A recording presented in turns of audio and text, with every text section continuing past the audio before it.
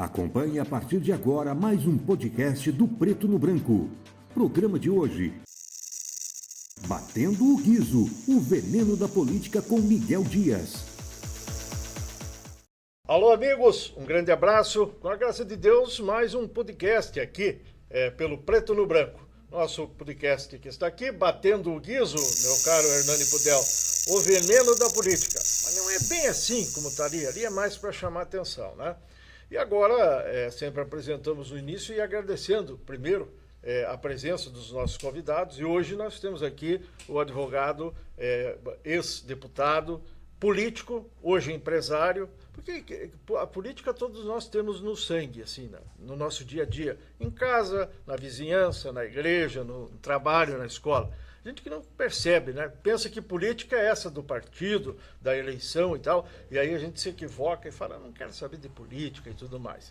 Mas quem já teve uma participação mais efetiva, um cargo decorrente do voto, como é o caso do advogado Hernani Pudel, com certeza tem uma definição bastante interessante sobre isso. E nós começamos por aí. Agradecendo a sua presença aqui, Hernani, gostaríamos de saber, de rememorar aí o que foi Hernani Pudel na política e agora se ensaia aí um possível retorno à atividade de uma forma mais efetiva. É isso mesmo? Obrigado pela presença.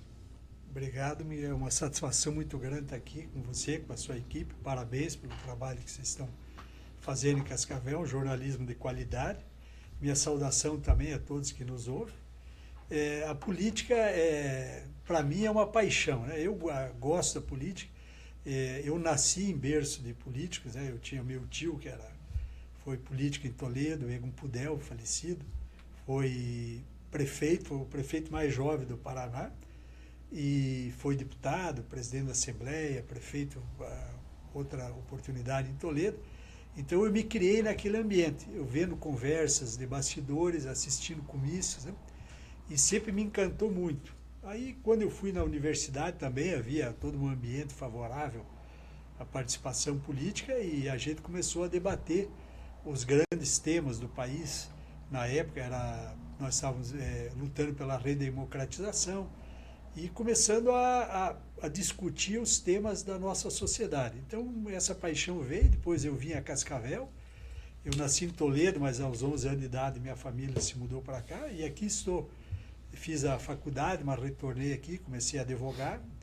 Aí, quando não tive mais condições de manter a profissão, eu passei a ajudar meu filho na empresa de construção, e estamos aí, com netos e tudo mais em Cascavel. Muito bem, na questão política agora, surpresa, o PT vinha falando em Paulo Porto para disputar uma possível indicação do partido, eu acho que coligação, federação também, né? Não é só uma agremiação, enfim, um nome forte aí, ex-vereador, militância política e tal. Mas aí, de repente, ouvimos que ele vai priorizar a Itaipu, onde é assessor, e não seria o candidato ou estaria desistindo da pré-campanha. Daí surgiu outros nomes que já vinham sendo ventilados, entre os quais o do Hernani Pudel, ao lado do Nestor Dalmina, que era para estar aqui hoje conosco, né? Mas infelizmente se acidentou e teve problemas, virá aqui numa outra oportunidade. Tem o professor Lemos também, deputado estadual, né?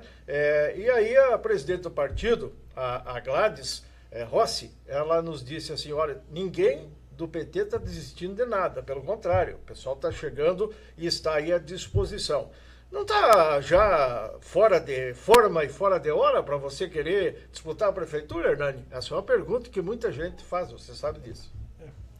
Bem, eu confesso a você que eu não estou buscando uma candidatura, né? Eu nunca me afastei da política, eu sempre fiquei nos bastidores. Eu lembro que eu fui candidato a vice do Renato Silva, uma ocasião. Depois eu fiquei ajudando a coordenação da campanha do professor Lemos. Aí, em função de problemas de saúde que me exigiram um longo tratamento, eu tive que me afastar, fiquei um pouco afastado de Cascavel, né, buscando esse tratamento, mas com a graça de Deus estou bem hoje e quero participar. E, aliás, a minha volta, entre aspas, à política é muito menos a busca de um cargo e muito mais a necessidade que eu sinto como cidadão, como minha responsabilidade como cidadão, de intervir no debate político que a nossa sociedade está passando. Eu confesso a você que estou muito assustado com a forma como a política descambou no país como um todo, né? Essa polarização enorme. Hoje as redes sociais se transformaram num veneno. Você fala da política, a política pode ser um veneno ou um remédio. As redes sociais viraram um grande veneno. Elas democratizaram a informação, mas ao mesmo tempo abriram espaço para pessoas desqualificadas, com tendências agressivas, elas pudessem tomar o espaço do debate, né? E aí conduzir a política por um caminho que eu considero extremamente negativo e prejudicial a todos. Por que eu digo isso? Porque a democracia, isso eu aprendi com a minha experiência ao longo da minha vida, a democracia é um instrumento muito importante, porque ela permite você colocar ideias e pensamentos e interesses contrários, sentando, dialogando, para encontrar uma solução. E, sobretudo, sem esmagar a minoria, ou aquele que tem menos força, ou menos poder econômico, ou menos poder cultural. Então, a democracia é um processo de construção da civilidade. E o que é importante é que as pessoas notem que ela é muito importante. Quem vive em sociedade não pode viver sem política. Mas a política que nós devemos colocar como foco principal é a construção de políticas públicas. Nós precisamos saber como está a escola, se ela é adequada para a nossa realidade hoje. Por exemplo, em Cascavel, nossas crianças estão aprendendo a segunda língua, o inglês, ou até o chinês, que hoje virou uma necessidade, ou o espanhol. Nós temos que nos perguntar, nós estamos educando nossas crianças para o mundo digital, para aprender a pegar esse aparelhinho aqui, né, e poder identificar o que é uma notícia verdadeira, o que é uma notícia falsa, como buscar informação de qualidade aqui dentro desse aparelho, que é uma maravilha, mas pode ser um instrumento, uma arma perigosa. Então, isso tudo nós temos que discutir. Hoje, por exemplo, eu vejo o debate, há muitas, por exemplo, políticas sociais, há muita gente envolvida, engajada, há centenas de projetos, ideias, programas, mas eu percebo que não há uma coordenação, não há algo que junte tudo isso e torne todos esse trabalho mais eficaz e mais inteligente, que tenha melhor resultado. Então se gasta, às vezes, muito recurso, mas mal focado o recurso. Então essas são as questões reais que a gente deveria estar discutindo. Por exemplo, aqui em Cascavel, né?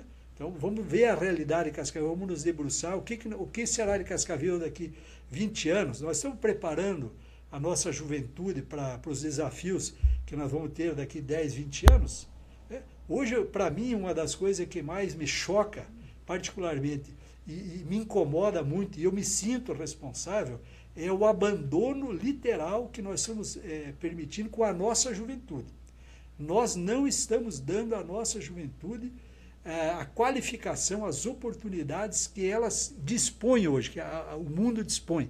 Ainda mais Cascavel, que é uma cidade riquíssima, uma cidade que é um orgulho para todos nós, cresce muito, mas eu penso que Cascavel tem que começar a olhar a qualidade. Nós temos que começar a buscar qualidade naquilo que a gente faz, procurar coisas mais consistentes. Nós temos que, sobretudo, Miguel, olhar para as próximas gerações. Não é possível que a gente continue consumindo os recursos do planeta, tudo que existe hoje, e sem pensar o que será dos nossos bisnetos.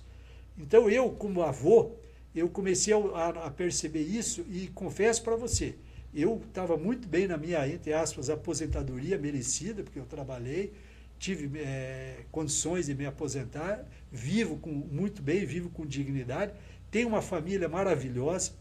Eu tenho meus 4 filhos, meus 4 netos, que são a minha maior riqueza que eu tenho. Felizmente, acho que eles estão saindo melhor que o pai. Isso, você que é pai e avô, sabe que é a coisa que a gente mais deseja na vida, permitir que os nossos filhos, ou ajudar, fazer com que eles sejam melhores que a gente. Então, nisso eu sou um homem muito bem sucedido, mas eu não sou uma ilha. Eu não posso ficar indiferente a realidade que me cerca. E eu acho que não existe felicidade individual. Eu acho que a felicidade ela é coletiva. Então, nós temos que caminhar para o progresso, sim, mas tem que ter progresso vinculado com o bem-estar de todos, não apenas de alguns vencedores. Como é que você pretende transformar tudo isso numa participação enfática, objetiva, concreta, dentro de um processo que você descreve muito bem? O tumulto está grande no país, né? E aí muitos de nós aqui, na nossa aldeia, olhamos um para o outro e dizemos assim, não, isso aí é coisa que não nos atinge, não interessa, não quero saber, é uma cambada disso, uma cambada daquilo. E aí passamos despercebidos, ou de propósito, ou mesmo por ingenuidade, no sentido de que isso tudo no Brasil não vai bater a nossa porta, na nossa geração descendente. O senhor falou nos filhos, nos netos e mencionou bisnetos também. Ora, como é que nós vamos fazer isso aqui em nível de Cascavel e há 14 meses de uma eleição municipal, que hoje já se apresenta aí, e nós temos uma discussão bastante grande, o PT está metido no meio também, uma agremiação forte que mas de qualquer maneira temos toda uma situação que mexe com o eleitorado. Nós vamos ficar com indiferença, vamos tomar posição. Hoje temos um prefeito, tem uma secretária de educação, você provocou nesse sentido. Mas vamos ter que fazer o quê para mudar? Mudar tudo? Temos que eleger a esquerda? A esquerda tem solução para isso, Hernani? Bem, eu não, longe de mim desmerecer o trabalho do Paranhos e dos seus secretários, né? Eu penso que aprendi também com o tempo, né? A idade nos ensina isso, que nada é preto e nem totalmente branco, né? Nós temos um pouco de cada. O Paranhos, evidentemente, fez suas escolhas, suas opções, está fazendo um bom trabalho dentro do que se propôs. Eu não posso aqui desmerecer nem desqualificar o trabalho dele. Não conheço a fundo o trabalho da secretária municipal, vejo o engajamento dele, uma sensibilidade em questões sociais, mas acho que é preciso dar uma ênfase maior a isso, né?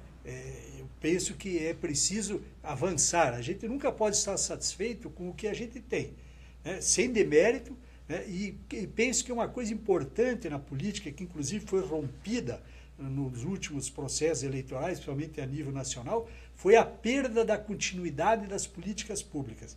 Então, quando você percebe, por exemplo, que é importante você construir um processo de melhoria da nossa educação, da qualificação das pessoas do Brasil, dos nossos jovens, isso é um trabalho que não é de um governo, que começou e aí você apaga tudo e começa do zero. Você tem que dar continuidade, você tem que ir aperfeiçoando, você tem que ter a humildade de reconhecer tudo que foi bom, que foi feito de bom, não importa se eles eram de direita ou de esquerda, né? O acerto não está muito na ideologia, tá na forma como as coisas são construídas. Então, eu aprendi isso. Eu tenho pessoas da direita que eu admiro. Certo. Acho que são bons políticos, bons gestores, né? E penso que eles são importantes, o trabalho que fazem na sociedade. Mas é preciso reconhecer que o Brasil tem um déficit social histórico muito grande de exclusão. As pessoas são excluídas da riqueza do Brasil. Um exemplo é Cascavel, né? Nós temos aqui em Cascavel um setor que é vencedor e nos orgulha, o agro. Mas hoje o que acontece aqui? Se você olhar friamente, você vai perceber o seguinte: nós produzimos muito, aí enchemos os caminhões, levamos por essa BR-277 de uma pista só, né, até o Porto de Paranaguá, e vamos mandar esse alimento embora, que muitas vezes, grande parte dele, vira ração para animais na Europa e na China. Será que não seria importante também um olhar sobre, por exemplo, sobre a agricultura familiar? Eu acho importante. E as pessoas, às vezes, não se dão conta disso.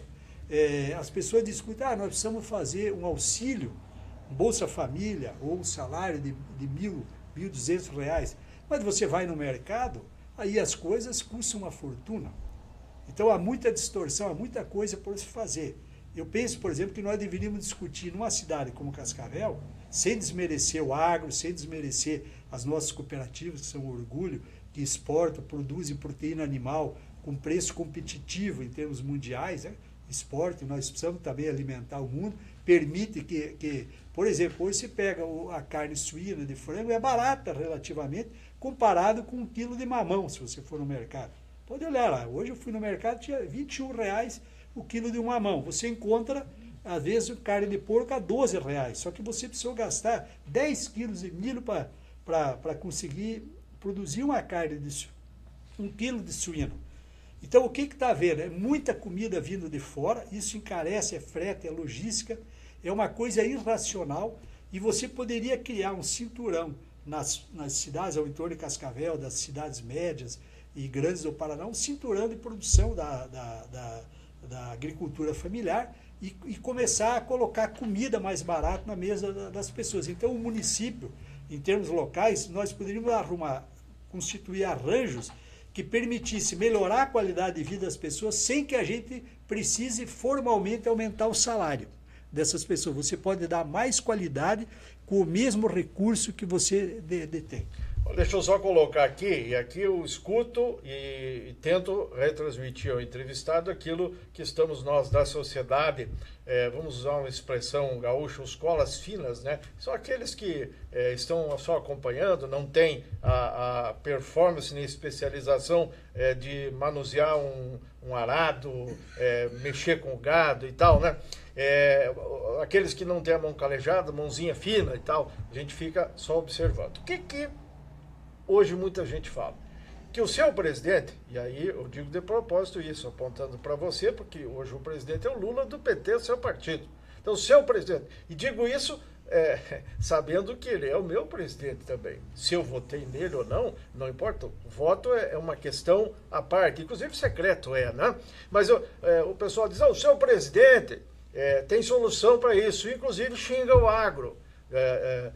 Diminui a importância, fala que agro é fascista e tal. E aí nós temos um amplo discurso que a mídia se encarrega de deixar ainda mais amplo na sociedade quanto a isso aí. Então quer dizer que nós já temos, através do seu partido, que está no governo e tal, uma solução a caminho para esse problema no Brasil como um todo, ou não é bem assim, Ana? Já tinha, Miguel. Na verdade, se você olhar em 2014, foi criada a Política Nacional de Abastecimento e Qualidade Alimentar e começou a ser implantada, porém logo que o Temer assumiu, isso foi desmontado. A mesma coisa aconteceu durante o último governo. Nós precisamos falar da realidade, sem querer aqui fazer crítica, mas é um dado da realidade.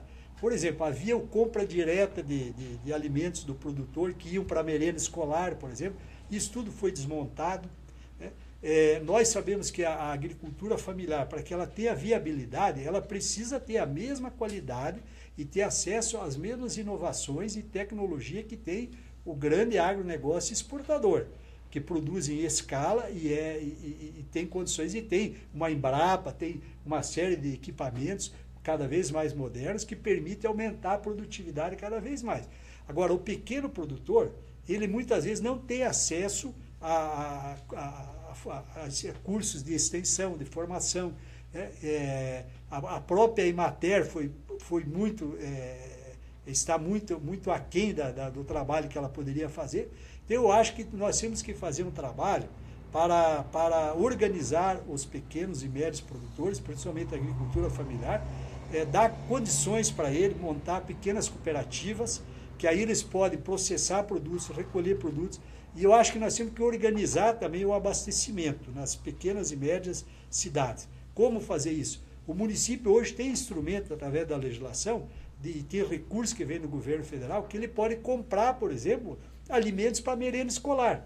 Então você pode chegar no produtor e falar, olha, você vai produzir mandioca que nós vamos comprar e isso vai parar na mesa, né, das crianças da cidade. O outro pode produzir os ovos, o outro pode produzir a verdura, os legumes, quer dizer, o frango caipira. Nós podemos estimular a produção de alimentos orgânicos. Então, é possível que você, sem mexer no agro, pelo contrário, eles estão prestando um grande serviço ao Brasil, eles exportam, produzem riqueza, né, trazem divisas para o Brasil que são essenciais. O Brasil precisa se integrar ao mundo. Graças aos recursos da exportação agrícola, nós conseguimos trazer tecnologias e outros produtos industrializados para o Brasil.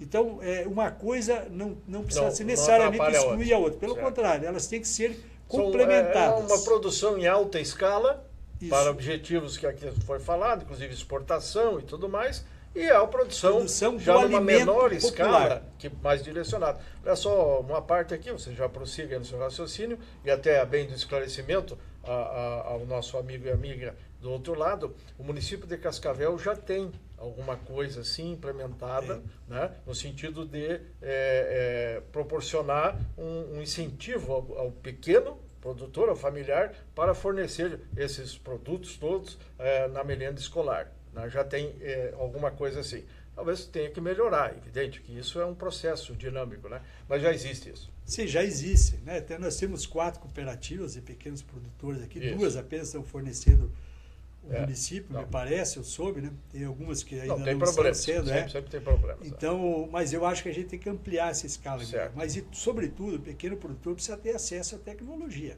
Ele não pode produzir Não, ainda na forma, mão, na enxada, não. a forma como se produzia há 40, 50 Não. anos atrás. Quando ele tem que ter acesso à tecnologia, inovação, significa ter financiamento, ele tem que ser qualificado, os seus filhos têm que também ser preparados para assumir isso. Né? Estudar e ficar isso. em casa com preparo para ajudar. E nós temos um exemplo disso, que é possível replicar assim, de uma forma mais ampla.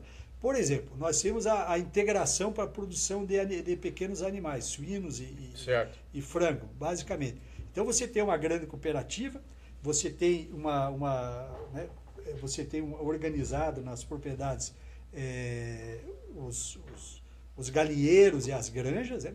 E há todo um trabalho técnico, um acompanhamento técnico, e isso eleva a produtividade e traz uma competitividade muito grande para o produto. Só que tudo isso é voltado ao quê? Ao mercado, sobretudo exportador. Por quê? Porque paga-se em dólar. Você sabe, o Brasil hoje está produzindo 315 milhões de toneladas de alimentos, apenas 10% dos produtores produzem 90% dessa produção. O grosso dela vai ser exportado. Hoje nós não somos autossuficientes mais em feijão e arroz, por exemplo. Por que não criar uma política para o grande produtor e para o pequeno e médio produzir arroz e feijão novamente? Até para que a gente tenha a segurança alimentar. Nós vimos a situação da guerra agora, né, da Ucrânia, que desmontou a cadeia, criou um problema na cadeia de produção do alimento. Então, nós temos que caminhar para essa autossuficiência, para essa segurança, e mais, a gente precisa ter qualidade. Não basta as pessoas se alimentarem, é preciso se alimentar bem, adequadamente. Né? E o cenário é bastante difícil, composto de vários itens. Essa questão da economia, das finanças, hoje nós temos uma gangorra nos preços, nas commodities. Soja já foi bom, agora não está tão bom, e a tendência é que vai ficar mais ruim um pouquinho. E assim a gente pode falar do boi, do porco, que nós estamos vendo aqui, ave, peixe e tudo mais. Né? Então isso tudo precisa ser entendido, compreendido por aquele que vai produzir, para que não tenha surpresas, porque daqui a pouco a economia ela é madrasta, o financeiro ele não tem muita compaixão, viu, doutor Hernani? Não sei se o senhor concorda com isso ou não, inclusive profissionalmente, já com certeza trabalhando, não existe muita compaixão não de parte do financeiro, do financiador. Emprestou, quer receber, com o juro maior possível. E se não receber, vai lá e toma a propriedade. E aí quer que o cidadão pague com a propriedade. E a produção dele, se não dá certo, não serve para nada. Então nós temos isso aí, e a conversa iria longa nesse sentido. E eu quero colocar, aproveitar aqui o ensejo, e colocar aí, o senhor falou que tem cuidado aí da área da construção, e nós estamos falando de Cascavel, que é a nossa aldeia.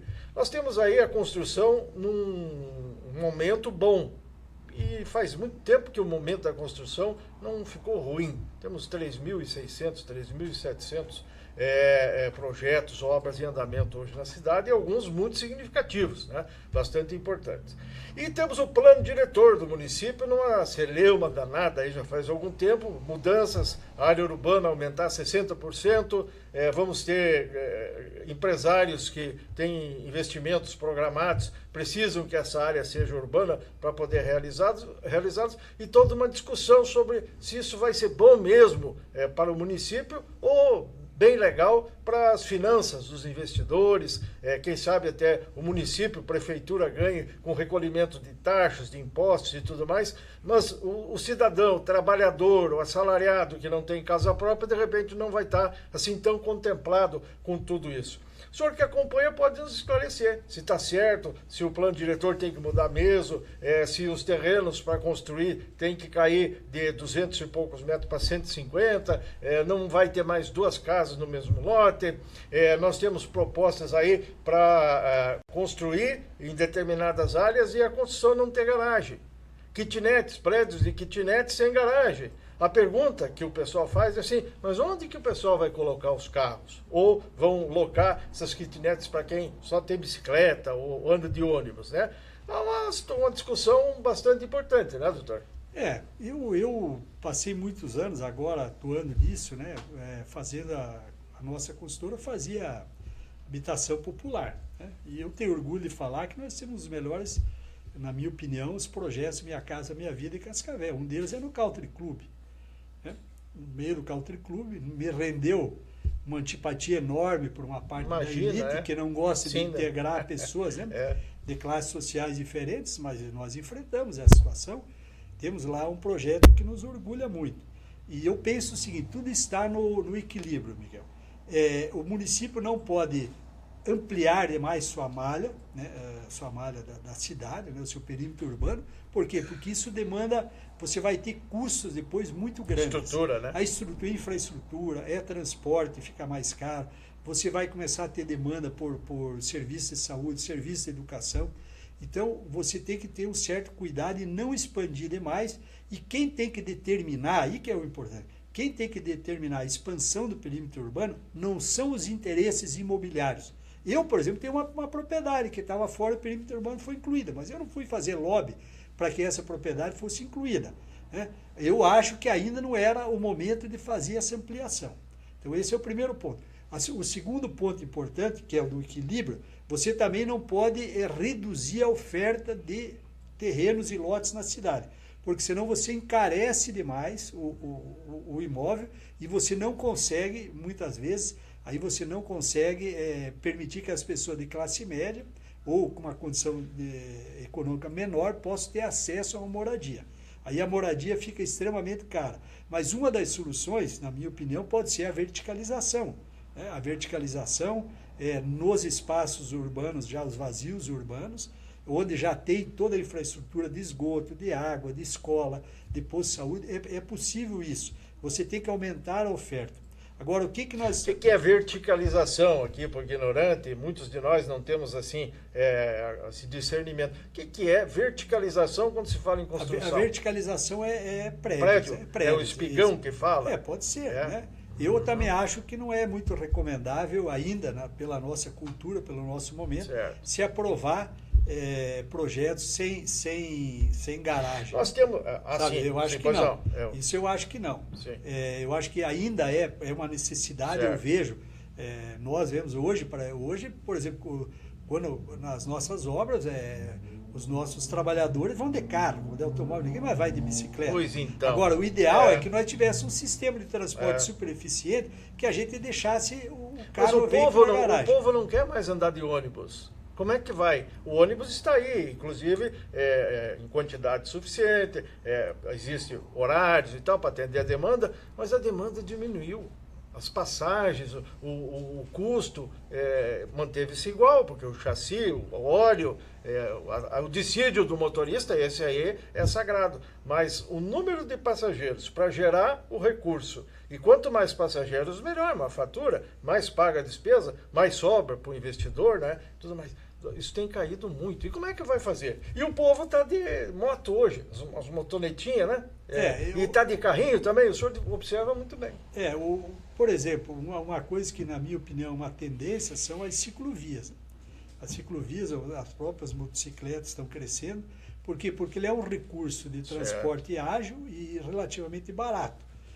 Agora, é evidente que a gente tem que investir na qualidade do transporte coletivo, para que as pessoas tenham disponível um transporte de qualidade. Por exemplo, você quando vai numa grande cidade, você vai fora do Brasil, é melhor você andar, por exemplo, de metrô com transporte coletivo do que andar de automóvel. Então as pessoas hoje preferem um transporte coletivo. Lá tem o Wi-Fi no veículo, certamente? Aqui nós temos? Aqui não mas Cascavel... Que vai ter agora com os elétricos. E já é um início. Então nós temos que aprofundar isso, temos que discutir planejamento urbano Sim. de uma forma integrada. Você não pode discutir só ampliação do perímetro urbano. É como fazer isso, para que objetivo, como é que você vai... Por exemplo, se abrir agora um loteamento lá atrás da FAG. Certo. Bom, você vai ter que levar uma linha de ônibus para lá, certo? Olha o custo. Aí você citou bem. Aí ele vai sair aqui do centro com 10 pessoas, porque o ônibus não vai estar lotado, e vai até lá. O custo fixo dele... É maior do que o dinheiro das passagens das 10. É esse transporte curto. Veja, e hoje, acho que o senhor sabe, se não sabe, a gente informa aqui, a gente comenta e muita gente desconhece. Quanto que está a passagem urbana? R$4, vamos dizer, que é pago pelo usuário. Quanto que é o custo final dessa passagem que é repassado para a empresa? O dobro. Quem que paga a diferença, o senhor sabe? O município.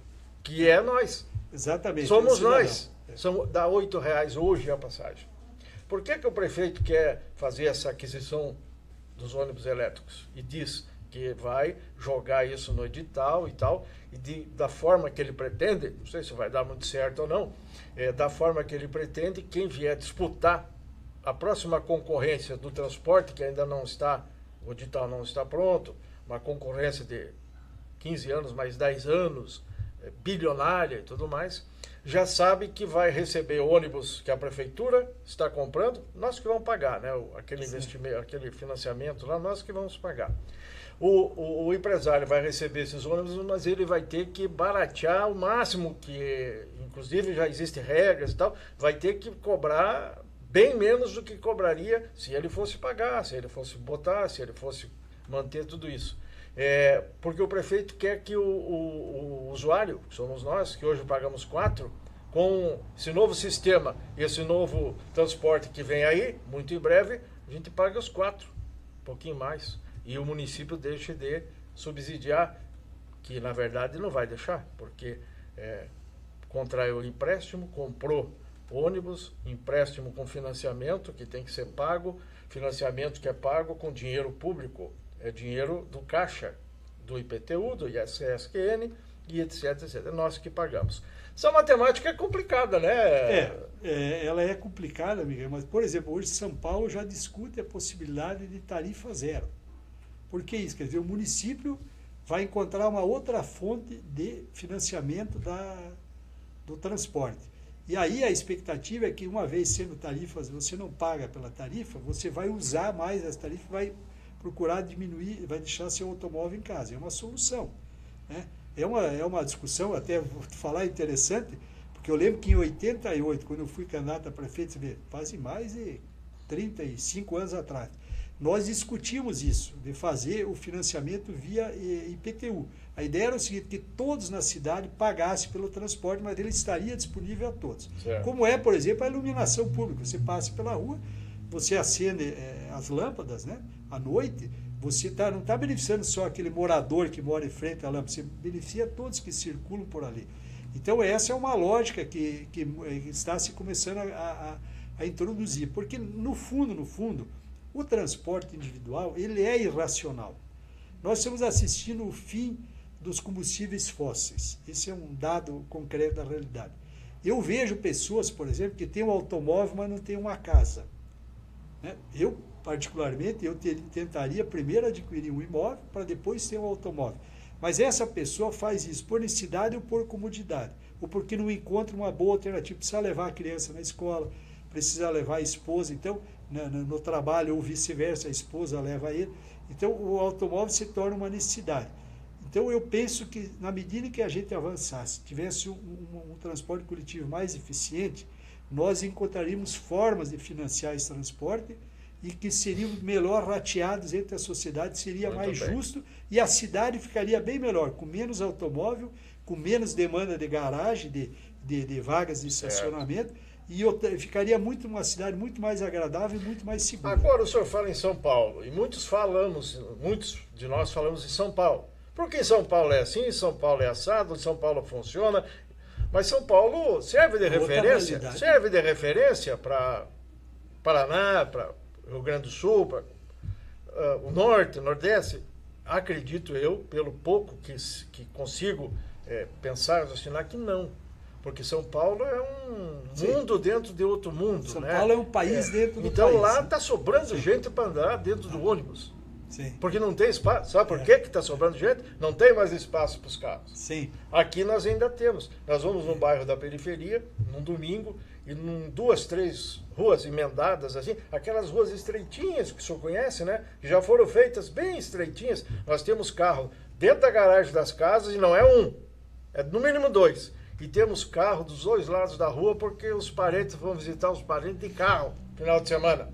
Nos bairros, não estou falando do centro, do Country, que foi citado aqui, estou falando da periferia como um todo. Então, quer dizer, não sei se funciona essa coisa de trazer para cá o que é bom em São Paulo, doutor. Olha, eu só citei isso como um elemento da discussão sobre a questão que se levantou do transporte, né? O problema do transporte, porque o transporte tem um custo fixo, ele é caro, né? E via de regra o município tem que subsidiar esse transporte. Esse é um dado da realidade. Cascavel provavelmente é deficitário. Eu não conheço exatamente os números de Cascavel, mas é deficitário. Então, o que se arrecada na roleta é menos do que o custo fixo do transporte. Se você tem, quem é empresário sabe disso. Se você tem uma loja que ela tem um custo fixo para pagar aluguel, para você pagar impostos, para você pagar teus funcionários, você só tem uma solução. Vender para arrecadar. Você precisa vender mais. Então, você precisa atrair uma clientela maior. Então, o que tem que se fazer? Tem que se fazer um estudo, um planejamento muito bem feito. Por isso que, quando se faz uma licitação de longo prazo, eu temo essas licitações. Tais de PPP? Coisas de longo prazo, principalmente quando não tem critérios para se fazer um ajuste, uma adaptação, uma flexibilidade. Nós nem falamos do lixo ainda, né? Não, vamos falar do lixo. Temos tempo para falar do lixo. Eu vou dar um exemplo no lixo. Né? Por exemplo, Cascavel hoje, eu estava observando, que a gente é empreendedor, se paga mais da taxa do lixo em alguns lugares do que do IPTU. Por exemplo, né? Então é só observar. Segundo, você não tem uma política realmente eficaz de coleta de lixos ainda. Embora tenha lá o lixo orgânico, o lixo reciclado, ele não é todo segmentado como deveria ser. Você vai nos países da Europa, você encontra em cada, por exemplo, 3, 4 esquinas assim, você encontra grandes recipientes onde as pessoas colocam ali, num coloca o vidro, no outro coloca o plástico, no outro coloca o papel. Então, a própria população vai sendo... não temos essa educação aí ainda. Você tem um problema sério em Cascavel com o lixão, né? Já está melhor, já teve pior. Então você poderia, por exemplo, hoje aproveitar... Nós temos uma usina, você poderia ter uma série de políticas de incentivo Sim. para compostagem, para utilização do material orgânico, né? Então, uma série de medidas. Agora, por isso que é importante não amarrar e engessar demais quando se faz uma licitação. Nessa próxima licitação do lixo aí, que está empacada, né? Viu, o judiciário, a justiça, as denúncias, vamos falar um pouquinho disso também, o senhor como advogado. Isso aí tem prejudicado muito, porque o prefeito tem uma ideia, o governador, o presidente e tal, e lá vem o assessor dizer, prefeito, isso aqui é perigoso. Isso aqui, se der uma denúncia, é difícil de justificar, não tem defesa e tal. E o que é ainda mais grave, se tiver uma condenação contra um gestor público por qualquer coisa e tal, e uma condena pecuniária, esse dinheiro sai do cofre da prefeitura, doutor? Não sai. Sai do bolso do condenado. Contribuinte. Exatamente. Então, são coisas assim que acabam exigindo de quem hoje é o prefeito atual, o reeleito Leonardo Paranhos, ontem foi o Edgar, amanhã pode ser o doutor Hernani Pudel, exige muito, tem que ter café no bule para poder assumir uma prefeitura como a nossa. Hoje um orçamento de 1 bilhão e 700 milhões. Eu penso que o lixo, embora o serviço em Cascavel seja relativamente satisfatório, eficaz, né? Funciona. O povo gosta, o povo vai falar o funciona, né? Mas ele é caro, ele poderia com esse preço ser melhor. Eu vou dar um dado, por exemplo. Eu moro aqui no centro, no Country Club, lá passa, praticamente todo dia passa a coleta de lixo lá, todos os dias, né? Somente o lixo reciclável. Já num conjunto habitacional que nós fizemos, que não é muito longe, ali perto de São Cristóvão, passa uma vez por semana. Então tem uma série de moradores lá e é insuficiente. E produzem a mesma quantidade, então aí fica aquela montanha de lixo ali. Sim. Você não tem onde estocar todo esse lixo, porque passa apenas uma vez por semana. Aí você liga para a empresa operadora do serviço de lixo e ela diz, não, nós não podemos fazer nada porque está no contrato que nós temos esses, quer dizer, o serviço é quantificado, nós não podemos aumentar. Quer dizer, não há uma cláusula que obriga a empresa a dar o serviço satisfatório. Ela tem você delimita uma quantidade de linhas. Ela de coletas, recebe por aquilo. Exatamente. E ela não vai fazer mais porque não vai receber. Exatamente. Então, quer dizer, não há essa flexibilidade, não há essas obrigações. Certo. Eu penso que tudo isso tem que ser muito bem discutido, não no interesse da empresa de coleta de lixo, tem que cuidar com isso, porque nós sabemos, né, Miguel, que não vamos ser ingênuos, né? Esses mega contratos, né, milionários, de longo prazo, eles suscitam, né, um trabalho, né, uma situação de influência que nem sempre é saudável aos interesses. Onde você fala, doutor, vamos assim, clarear o horizonte, falar o português bem claro, muito se fala na máfia do lixo. E ela, segundo as notícias, até mesmo processos e condenações e tal, recentemente em Santa Catarina, não sei se o senhor acompanhou, mais de 2 dúzias de prefeitos se enrolaram bonito, ou feio, né? Que feio, com a justiça, porque investigados acabaram denunciados, alguns detidos, outros presos e tal. Por quê? Por maracutaia, por chuncho, com a questão do recolhimento do lixo. Né? Tem que cuidar muito disso também. Você, Miguel, está tocando num ponto que eu tenho uma opinião sobre isso. Né? Fica à vontade. Uma conclusão. O que nós estamos vendo hoje na política é uma gritaria, é um discurso ideológico, fala-se de valores, de patriotismo, tudo um discurso vazio, uma gritaria, uma fumaceira danada. Enquanto isso, as coisas realmente importantes para a vida da nossa comunidade, para a qualidade, para o bem-estar das pessoas, simplesmente não é discutido à luz do dia. Isso é decidido em gabinetes a portas fechadas. Então, esse é o grande problema. O Brasil já deveria ter aprendido quando nós vimos grandes construtoras, né, dando malas de dinheiro, né, para o presidente da República. Então você tem que ter um certo cuidado com isso. Então, esses que agem nas sombras, os grandes interesses é que nós temos que cuidar. Então, quando a cidadania, o cidadão está envolvido num fla-flu, num atletiba, discutindo bobagens, vamos falar bem francamente, quem é o mais corrupto? Quem é o mais isso? Quem não cuida da família? Então, o cara é a favor da família, mas deixa a mulher, muitas vezes, sem emprego, com 3, 4 filhos, sem creche, abandonada à própria sorte. Então, quem que é realmente está cuidando da família? Então, cuidar da família, para mim, significa isso. Nós somos patriotas, mas nós não podemos deixar nosso povo passar fome. Não é possível a gente produzir alimento para 4 Brasil e as pessoas estão passando fome dentro do nosso país. Quer dizer, tem alguma coisa errada. Alguns têm tudo, outros não têm nada. Então, o que é? Para mim, o meu conceito de patriotismo, patriota é o cara que defende o seu povo, em primeiro lugar. Tem amor pelo seu povo, procura proteger na medida do possível. Se ele tiver um meio, ele tem que proteger o mais fraco, o vulnerável, aquele que não pode se defender por si. Então, isso para mim é ser patriota. Defender a família é cuidar das pessoas para que as famílias se mantenham inteiras, para que elas não sejam dissolvidas pela fome, pela miséria e pela necessidade. Então, por isso até que às vezes muitos amigos meus não entendem, porque eu sou de esquerda, vamos dizer assim. Eu sou de esquerda, eu sou uma pessoa bem-sucedida, porque eu vejo que eu não vivo numa ilha. Eu tenho amor pelo meu país, mas amar o meu país é as pessoas que eu vivo. Eu tenho a minha família, eu sei o valor que ela tem para mim, eu sei, ela é tudo para mim, a minha família, meus filhos, meus netos, minha esposa, tudo, meus pais, meus parentes. Então eu gostaria que todos tivessem condições de cuidar bem das suas famílias. Eu acho que é esse o caminho que deve nos motivar. E aí a gente pode ter divergência, mas eu tenho certeza de uma coisa, Miguel.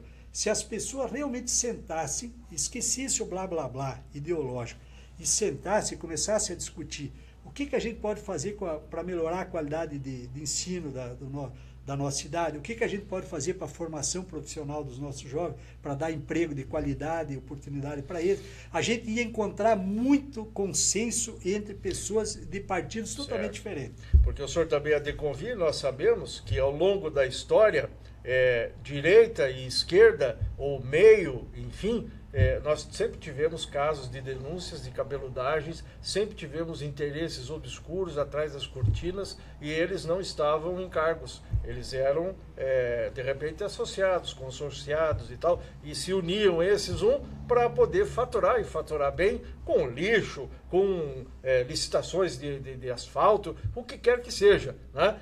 Utilizando os recursos que pudesse. E enquanto o povo ou fica inerte, completamente absorvido pela novela das 8 ou pela decisão do campeonato no Rio Grande do Sul ou em São Paulo, e o pessoal fica enchendo as burras, né? Enchendo a mala. E eu torno aqui a dizer, e o senhor também não vai dizer, não, os governos de esquerda nunca aconteceram. E eu também não vou dizer, olha, isso só aconteceu no governo de esquerda. É no esquerda, direita e meio. Isso é histórico. E não é só no Brasil, também. Agora, o brasileiro, ele é pacífico, é conformista, e em determinados momentos, assim, muito preguiçoso, né, para esse tipo de coisa. Não quer ouvir, não quer saber, não quer pensar e sai correndo. Vai pro truco no boteco da esquina, vai pro joguinho de futebol ou então vai fugir, botar a cabecinha lá na areia.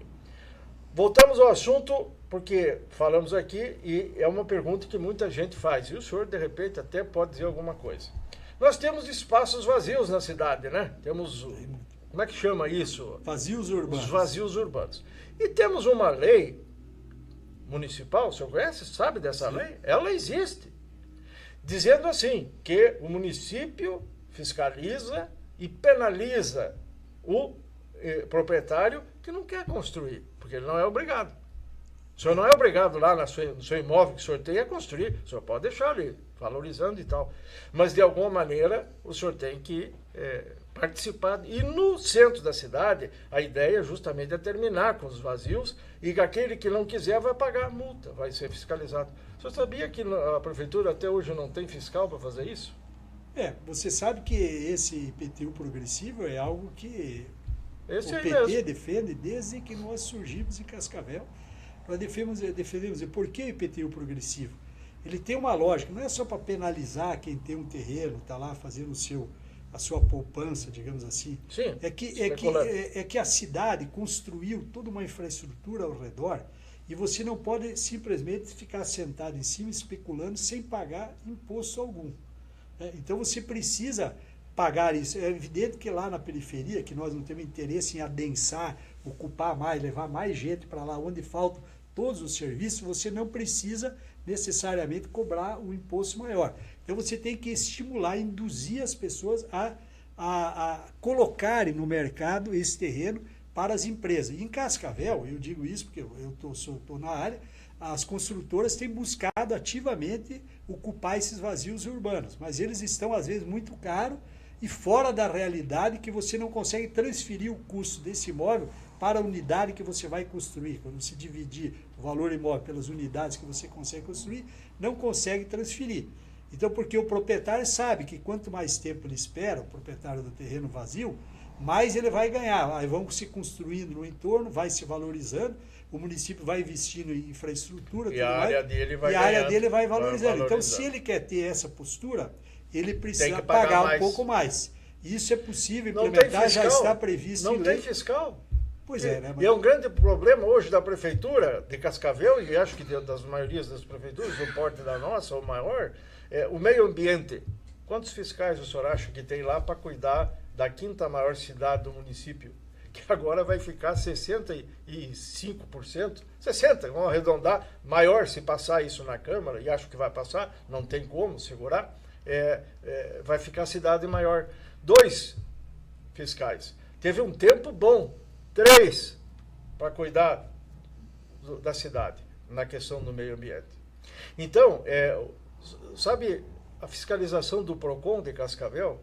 O PROCON o que é? Um órgão importante, na sua opinião, ou podia fechar as portas? Não, eu acho que ele é importante mesmo. Sabe quantos fiscais o doutor, seu colega de profissão, doutor Pedro, doutor Martendal, o doutor Martendal, ele é o coordenador do PROCON. Sabe, me diga, quantos fiscais o senhor acha que o PROCON tem? Um número aí. Não tem ideia, Miguel. Um autorizado e licenciado para meter a caneta onde tiver que. O resto são estagiários. Sim. Então nós temos esses problemas todos, né? O PT tem solução para isso na próxima eleição, se ganhar, na sua opinião? Olha, primeiro que eu não sou candidato, não posso falar pelo PT. Eu estou falando né? do PT. Eu posso dar minhas ideias, né? Eu penso o seguinte, hoje tem muita ferramenta, modernidade. Por exemplo, eu estava vendo aqui, fiquei impressionado com a estrutura de vocês aqui. Não é uma grande estrutura, mas é uma coisa bem organizada, usando recursos digitais. Você tem pouco fiscal, mas você pode usar drones, você pode usar imagens, você pode fazer um trabalho de fiscalização remota. O meio ambiente é a mesma coisa. Eu vou te dar um exemplo. Pois é. Eu comprei uma propriedade para construir um conjunto habitacional no meio de uma série de conjuntos. Aí tinha lá meia dúzia de árvores plantadas. Certo. Cada vez que eu chegava no meio ambiente, a maioria vai lá e passa a motosserra e vai derrubando. Eu quis fazer dentro da lei. Eu ia lá, daí me pediram inventário de árvores, daí eu fiz o inventário de árvores. Aí eu tive que contratar um engenheiro, o engenheiro fez, aí classificamos as árvores. Eu vendi o terreno 2 anos depois, porque eu desisti Não de esperar a autorização. Remover as árvores. Então, eu não preciso dizer mais nada, né? Não, mas aí outros encontram facilidade. Aí, como você diz... O senhor sabia que se o secretário, o Ney Averotti hoje, ou qualquer um dos fiscais, agiliza seu pedido, vai lá e olha, entende que o senhor tem pressa, compreende, entra em sintonia com a situação, o senhor ou qualquer outro, nós estamos falando da construção, e autoriza, e daqui a pouco eu dou uma olhada assim, e entro em contato com o Ministério Público, que hoje é o doutor Ângelo Mazzucchi, e fala assim, tem que botar no papel também, não é só falar, eu tenho que apresentar o meu CPF. Lá na propriedade X, na rua X, no Country, lá assim assado, derrubaram as árvores. O senhor vai arrumar um problema pro resto da vida com o Ministério Público. Eu antes de comprar a área, eu consultei os especialistas e disseram que não tinha problema, que não era árvores que foram plantadas, não eram nativas, não era nada de reserva, mas eram árvores, precisam de uma autorização. Eu fui em busca da autorização e segui os caminhos legais. Eu não me incomodava em ficar no meu lugar exato da fila. Eu tenho uma senha. Você não gosta de furar a fila e nem gosta que fure a fila para você. Então eu acho que a consciência de cidadão começa aí. A gente tem que ter paciência. Mas demorou 2 anos. Não, aí quando eu vi que para os outros as coisas fluíam, sim. Para mim não, aí você desanima de investir na tua própria cidade. E eu acho, Miguel, que as pessoas deveriam começar a discutir em Cascavel esse respeito pelo cidadão. Certo. Né? Então, independente da ideologia, começa-se por aí. Tem que se dar bons exemplos. Você falou que tem corrupto em todo lugar. A corrupção, digamos, o desvio de caráter, o desvio ético, ele não é exclusivo numa tendência de direita, numa tendência de esquerda. São as pessoas. E aonde elas encontram facilidade, é mais propício que aconteça. Então, quando as pessoas vivem numa sociedade que há o respeito pela lei, todos cumprem a lei, a tendência é que as crianças, os jovens, comecem também a respeitar a lei, porque eles fazem isso por um efeito de imitação. Se você vê que na tua comunidade todo mundo é sério, ninguém te passa a perna, você vai naturalmente agir desta forma. Agora, se você está numa sociedade que o malandro se dá bem, aparece na coluna social, fica rico, é importante, todo mundo puxa o saco dele. E aquele outro trabalhador humilde, ninguém nem conhece ele, porque ele é invisível. Né? Aquele professor que cumpre horário, ninguém sabe o nome dele. Né? Então, eu acho que a sociedade precisa começar a refletir e mudar um pouco essa cultura, sabe? Isso envolve uma cultura de educação política, nós temos que combater a ignorância, temos que combater a manipulação, que hoje é muito grave, a manipulação política das pessoas, se manipula emoções e tudo mais, e, sobretudo, as pessoas precisam abrir os olhos e enxergar a quantidade de cortina de fumaça que se faz. Então eles criam, vou dar um exemplo para você. Aí eu vi esse de uma pesquisa, quase caí de costas, que 40% do brasileiro tem medo do comunismo. Você sabe aonde o comunismo se viabilizou no Brasil? Foi em 1950 e pouco, quando o chefe de segurança do Getúlio Vargas botou a mão num caderno do Luiz Carlos Prestes, que era um militar comunista, e onde eles descobriram todo o esquema do PCB na época, que estava infiltrado dentro do exército em várias instituições. Eles foram lá e caçaram todos, eliminaram todos. A partir daí, nunca mais uma força dita comunista, ideologicamente comunista, teve condições de sequer ameaçar o poder no Brasil. Não é por outra razão também, isso na verdade não é tão bom, porque às vezes o choque de ideias faz que a sociedade se arrume melhor, cria uma síntese melhor das soluções. Não é à toa que hoje o Brasil, por exemplo, tem todas as boas terras estão concentradas na mão de 1% dos proprietários, né? Aí quando o sem terra invade faz um escândalo, mas ninguém fala do roubo de madeira e terra que está sendo feito na Amazônia, da terra dos índios, que na verdade é um patrimônio do Brasil. Estão roubando, derrubando nosso patrimônio, que vai ser o maior ativo do planeta em 10, 20 anos, vai ser as florestas. O Brasil vai poder arrancar um monte de coisa do exterior para manter suas florestas. Essa devia ser a atitude inteligente. Então a gente tem que cuidar. Há uma concentração enorme de riqueza, meia dúzia está ganhando no sistema, está havendo uma concentração de capital violenta, e eles ficam falando mal do comunismo, que não existe, é um fantasma. Quando, na verdade, o grande problema do Brasil é um capitalismo associado ao Estado, que eles dominam a máquina. Você pega hoje certas bancadas que representam 1% da população, o interesse delas está em 40% do Congresso. Como é que você vai mudar o privilégio? Como é que você vai fazer o cara pagar ITR justo? Não paga. Como é que ele vai pagar imposto de renda? Não paga. Como é que ele tem algum ônus para exportar? Não tem. Você está entendendo, Miguel? Então, eu penso que a gente precisa colocar mais luz e transparência no debate político. Agora, o senhor não está querendo dizer que se fosse um grande latifundiário, tivesse a sua propriedade, de repente ela fosse invadida, o senhor teria que, paciente e pacificamente, esperar, que hoje parece que está sendo formada aí comissões e tal, para intermediar negociações, reintegração de posse e tudo mais, enfim, que é o que o outro lado fala. Que o direito à propriedade, ele é previsto na Constituição, aquela coisa toda, é sagrado e soberano, e o pessoal hoje está disposto a defender até as últimas consequências, enfim. Mas a dita indústria da invasão, que também, segundo certas fontes aí ligadas ao agro, prosperou e ficou muito forte, e hoje tem até proteção. O pessoal avisa que vai invadir 2 meses antes, e vai lá e invade. E hoje já está sendo colocado para fora, invasão após invasão, ou ocupação, que alguns dizem, né? Não vamos aqui entrar e adotar isso. Falam-se em ocupação, não invasão. Uma ocupação seria diferente de uma invasão. Mas o que o senhor diz disso, dessa Vou te conversa? dar um exemplo, porque esse é concreto e eu fui testemunho e posso falar. Quando eu era deputado estadual, houve uma invasão de uma propriedade em Campo Bonito. Eram 2.000 e poucos alqueires, 2.500 alqueires de terra. Era uma propriedade praticamente abandonada. Aí nós formamos uma comissão na Assembleia, chamamos o INCRA, chamamos os órgãos do governo e descobrimos que 2/3 daquela área que estava invadida por sem terra, o proprietário era o grileiro da área. Ele não era dono da área. Então o Estado deveria fazer o quê? Exigir o seu 2/3 da área, que não precisava indenizar, pagar nada, e daí fazer uma distribuição das terras, fazer a reforma agrária.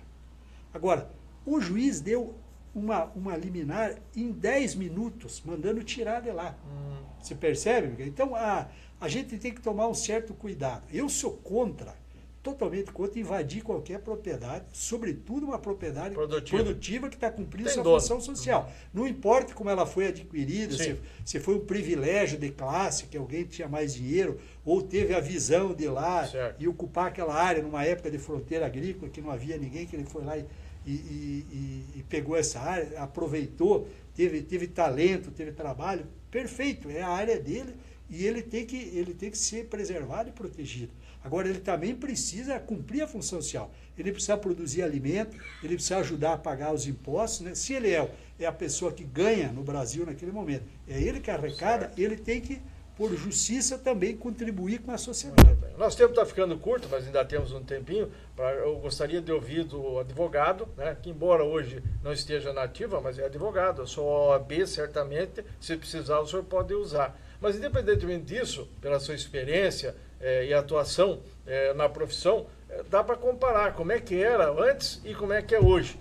O que acontece? Uma grande confusão. Nós, leigos, que nunca entendemos muito bem a importância do advogado, muitos de nós, hoje muito menos ainda, porque num juízo de primeira instância há uma decisão, ela logo é mudada na segunda e ainda tem mais 2 oportunidades de recurso em Brasília, né? No Superior Tribunal, no Supremo Tribunal. Então, e daqui a pouco magistrados, juízes, desembargadores, ministros, sobre um mesmo assunto, disciplinado no mesmo artigo da mesma Constituição, porque não tem uma Constituição para cada grupo de jurados. A Constituição do Brasil é uma só, né?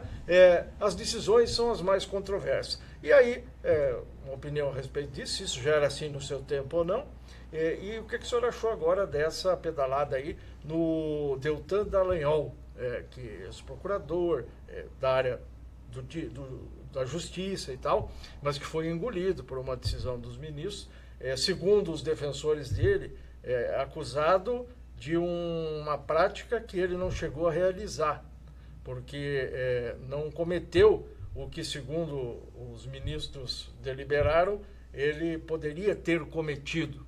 Então ficou um negócio que eu não entendo nada, doutor, disso aí. Olha, eu acho que todos são iguais perante a lei. Eu me lembro do Deltan, quando ele fez um PowerPoint e botou o Lula no centro de uma quadrilha, né? Evidente que há corrupção, como há no governo Bolsonaro, em todos os governos, no Temer e tal. Uma coisa é você ver um ministro ou funcionários envolvido em esquemas, né? Você não vai necessariamente dizer que aquele político que foi eleito com um mandato específico, ele está comandando aquilo. Então, esse é o primeiro aspecto. Segundo, a gente tem que observar que depois que fizeram todo esse trabalho da Lava Jato, tiraram o Lula fora, deturparam a democracia, trouxeram o ódio para as pessoas. O que era antipatia antes pelo PT virou ódio hoje. Uhum. Eu sei porque eu fui agredido 2 vezes em Cascavel, pessoalmente, porque usava o adesivo do Lula. Fui agredido. Fui chamado de ladrão, esculhambado, desqualificado, né? E as pessoas nem me conheciam, né? Mas simplesmente se sentiram no direito, e ainda pessoas perigosas, que agora estão armadas por aí. Nós estamos vendo onde está levando esse tipo de situação. Nós tivemos recentemente até aquela situação lá naquela creche em Blumenau, que aquilo foi um grupo nazista, de extrema direita, que criou. As pessoas não estão se dando conta. Aqui em Cascavel, você falou com essa conversa de medo de invasão. Primeiro, ninguém vai invadir. Eu acho que ninguém vai invadir nada, pelo que eu sei, em Cascavel. Muito dificilmente vai ter ocupação de terra em Cascavel. A minha opinião. Caberia ao governo, se for possível, onde for possível, fazer a reforma agrária. Fazer a desapropriação dentro da lei, se for o caso, e indenizar as pessoas e fazer a reforma agrária, se for conveniente o interesse público. Agora, o que está acontecendo em Cascavel, por exemplo, está se formando milícias rurais aqui. Dando para você uma denúncia em primeira mão. Milícias rurais. Então, houve uma facilitação para que os proprietários rurais comprassem fuzil de assalto, aqueles que usaram pelo exército americano e pelos exércitos. Agora eles estão criando uma milícia particular, uma espécie de guarda particular. Você tem ideia onde pode acabar isso? Você, no primeiro na momento, Bahia já está acabando. Isso nós estamos vendo no Rio de Janeiro. Nós estamos vendo no Rio de Janeiro. Amanhã o povo vai estar entre na bala. Aí né? Essas milícias, hoje você faz, entre aspas, com uma boa intenção de proteger sua propriedade, sua família, blá, blá, blá. Certo? Só que amanhã, esse grupo vai continuar. Ele vai se formar um exército paralelo, sem controle do Estado. Amanhã, depois, esse grupo está extorquindo, está sequestrando. As pessoas, geralmente, têm ligações, eles vêm, são oriundos da própria polícia, funcionários, ex-funcionários, ex-agentes da polícia.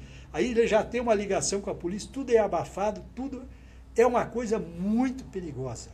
O que a gente precisa fazer, quando muitas pessoas falam em pacificar é o seguinte: baixem as armas, não vamos nos agredir. Eu, por exemplo, tenho uma opinião, mas eu respeito a opinião dos outros. Eu gostaria de ser respeitado também. Eu acho que isso é um princípio básico. Então nós temos que discutir isso. E acho que aqui em Cascavel, você falou até do motivo de eu ter voltado a falar em política, é porque eu penso que chegou um momento que é importante a gente qualificar a conversa política, colocar assuntos reais, concretos em debate. As pessoas não precisam concordar comigo, nem com o Paulo Porto, nem com o Dalmina, nem com o professor Lemos, nem com a Lília, a vereadora. Não precisam concordar com essas pessoas que defendem algumas ideias desse tipo. Mas é preciso respeitar, ouvir os argumentos, e a gente tem que ter paciência e ouvir o argumento do outro para saber que ele também pode ter relevância. O senhor falou nomes, viu, Jadir? Podemos ir encaminhando. Eu só queria fazer um pinga-fogo rápido com o doutor Dalmina. Nós falamos com o doutor Podel, falamos no Dalmina e nesses outros nomes do PT. E tem outros nomes aí no caso da prefeitura. Um comentáriozinho rápido, o senhor conhece todo mundo. Também não dá para dizer assim, não conheço fulano e tal. O senhor já falou dele, já foi parceiro, já esteve bem perto dele. Hoje ele é um prefeiturável. Ele é vice-prefeito da cidade, né? É Renato Silva, para prefeito de Cascavel. Bom, eu penso o seguinte, eu acho que eu, particularmente, vou me empenhar para que a gente faça uma grande formação de partidos democráticos e de centro-esquerda em Cascavel. Todos. Né? Todos. Nós temos que reunir todas essas forças. E eu digo, volta ao ponto, democráticos. Eu penso o seguinte, aqueles que ajudaram a defender, colocaram seu prestígio para defender candidaturas que queriam implantar uma ditadura de extrema-direita no Brasil, no meu entendimento, nós não vamos alimentar essa força. Certo. Não que eles tenham que ser excluídos da sociedade, não que eles não tenham ideias relevantes ou preocupações relevantes, mas eu penso que a gente tem que separar o joio do trigo. Certo. E penso que essas forças, e aí eu penso que o PT não deve impor nenhum nome, e eu acho que nós temos nomes qualificados, como o professor Paulo Porto, que está agora numa missão muito importante. A gente entende se ele não puder vir, mas tem o professor Lemos também.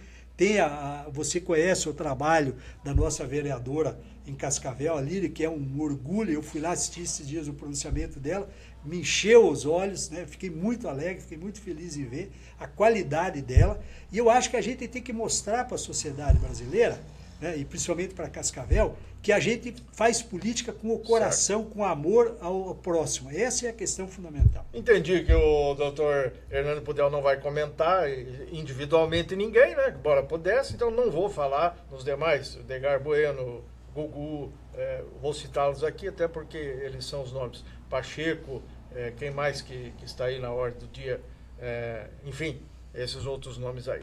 E agradecer a sua presença. E o senhor pode falar aí, olhando ali no olho do nosso companheiro e companheira que nos assiste agora, e mais uma vez dizendo que o Podel está de volta. Está de volta, mas não precisa disputar uma eleição. Não, mas vai estar na campanha. Eu digo o seguinte, Miguel, eu não quero mais ver meus amigos, as pessoas com quem eu convivi, me olhando com ódio, porque eu tenho um pensamento. Isso é ruim, Elas me conhecem, sabe? Só que isso aqui está hipnotizando as pessoas. As pessoas veem uma fake aqui e elas acreditam como se aquilo... aquilo é parecido com a verdade que eu gostaria, então você acredita que é verdade. Eu acho que a gente tem que começar a olhar o outro como um ser humano igual você, que tem uma trajetória, uma circunstância diferente, um pensamento diferente, mas no final todos nós somos irmãos. Nós devemos nos respeitar. Vivemos na mesma cidade, exatamente, na mesma comunidade. Se a nossa comunidade estiver bem equilibrada, vai ser bom para todo mundo. Se estiver dividida? Exatamente. Se tiver só briga e divisão, eu confesso que eu tinha medo de usar um adesivo na última campanha, de ser atingido por uma bala. Entendo. Então, isso é uma coisa que nós temos que eliminar. As pessoas têm que se unir para acabar com essa forma de fazer política. A política é uma coisa bonita. Ela é uma coisa que a gente pode fazer para engrandecer a nossa cidade, não para criar ódio e divisão. Um abraço, doutor Hernando Podel, até a próxima. Obrigado. Nós agradecemos, Jadir, obrigado pela parceria e até a próxima com o nosso Batendo Guizo, o veneno da política aqui no podcast do Preto no Branco.